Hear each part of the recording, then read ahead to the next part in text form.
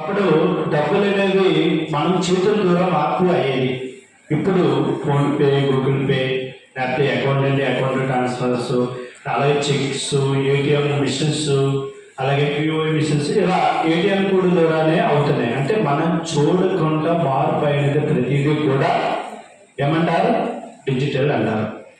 ఓకేనా? మనం చూస్తే అది మాన్యువల్గా పంపిస్తాం.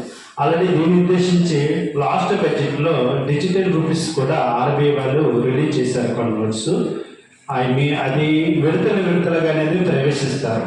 ఎందుకంటే ఒకేసారి అనేసరికి అలవాటు అవ్వదు కదా. మన ఎక్కువ పల్లెటూరులో కూడా అవి చదువు లేని వాళ్ళు ఉంటారు.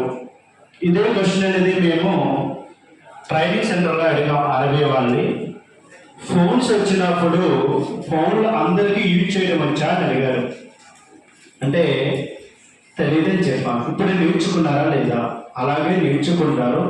ఈ డిజిటల్ అనేది ప్రవేశించినట్లయితే ఆఫ్లైన్ ఆన్లైన్ రెండు ఉండేటప్పుడు కూడా అవుతాయి అనేసి వాళ్ళు చెప్పడం జరిగారు. మనకి మెయిన్ ఏంటంటే ప్రతి ఒక్కరికి అకౌంట్స్ ఉంటున్నాయి. మన అకౌంట్లో 6 టైప్ ఆఫ్స్ ఉన్నాయి.